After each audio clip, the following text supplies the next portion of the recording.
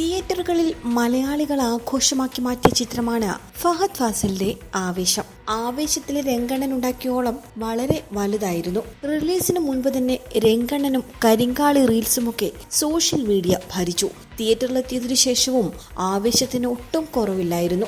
April 11 തിയേറ്ററുകളിലെത്തിയ ചിത്രം box ഓഫീസിൽ വമ്പൻ വിജയമായി മാറി. തിയേറ്ററുകളിൽ നിന്ന് മാത്രം ഏകദേശം 154 കോടി രൂപയാണ് ചിത്രം സമാഹരിച്ചത്.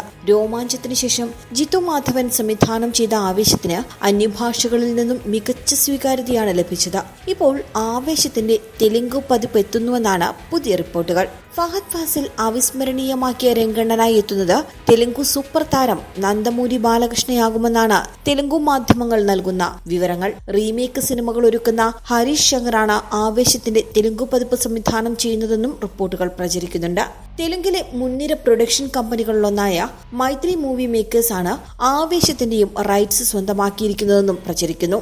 അല്ലു അർജുൻ നായകനായ പുഷ്പ അടക്കമുള്ള വമ്പൻ സിനിമകൾ ഒരുക്കിയിട്ടുള്ള പ്രൊഡക്ഷൻ ഹൌസാണ് മൈത്രി മൂവി മേക്കേഴ്സ്. അടുത്ത വർഷം മാർച്ചിൽ ചിത്രീകരണം ആരംഭിക്കുമെന്നാണ് പ്രതീക്ഷിക്കുന്നത്.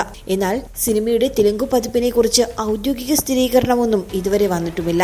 മലയാളത്തിൽ നിന്നും മാറ്റങ്ങൾ വരുത്തിയാകും തെലുഗു സിനിമ ഇറക്കുന്നത്. ബാലകൃഷ്ണയും ഹരീഷ് ശങ്കറും അടുത്ത ചിത്രത്തിനായി ഒന്നിക്കുന്നുവെന്ന് നേരത്തെ ചില റിപ്പോർട്ടുകളുണ്ടായിരുന്നു. ബോബി സംവിധാനം ചെയ്യുന്ന NBK 109 എന്ന ചിത്രത്തിന്റെ തിരക്കിലാണിപ്പോൾ നന്ദമൂരി ബാലകൃഷ്ണ.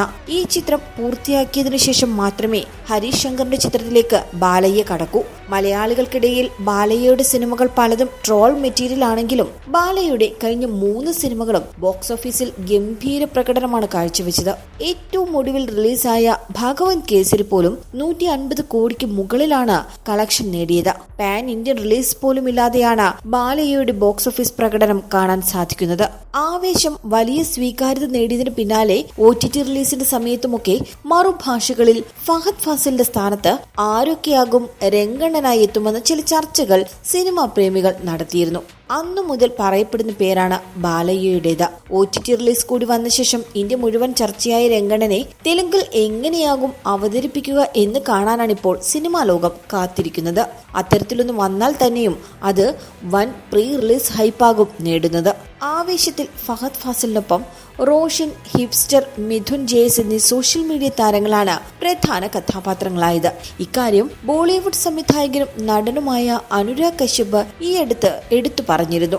ആവേശത്തെ പ്രശംസിച്ച അനുരാഗ് കശ്യപ് ഇതിൽ പ്രധാന 3 വേഷങ്ങൾ ചെയ്തത് 3 ഇൻഫ്ലുവൻസർ പയ്യന്മാരാണെന്നും ബോളിവുഡിലായിരുന്നുവെങ്കിൽ ആ റോൾ ഏതെങ്കിലും വലിയ താരങ്ങളെ കൊണ്ട് കുത്തി നിറയ്ക്കുമെന്നുമായിരുന്നു പറഞ്ഞത്. തെലുങ്കിലേക്ക് വരുമ്പോൾ ഈ കഥാപാത്രങ്ങൾ ആരൊക്കെയാകുമെന്നും കാത്തിരുന്നു കാണേണ്ടതുണ്ട്. ഇവർക്കൊപ്പം സജിൻ ഗോപു, ആശിഷ് വിദ്യാർത്ഥി, നീരജ രാജേന്ദ്രൻ, പൂജ മോഹൻരാജ്, ശ്രീജിത്ത് നായർ, തങ്കം മോഹൻ എന്നിവരായിരുന്നു ചിത്രത്തിൽ മറ്റ് പ്രധാന കഥാപാത്രങ്ങളെ അവതരിപ്പിച്ചത്. ആവേശത്തിലെ ഗാനങ്ങളും സൂപ്പർ ഹിറ്റാണ്. സുഷിൻ ശ്യാമായിരുന്നു സംഗീതമൊരുക്കിയത്.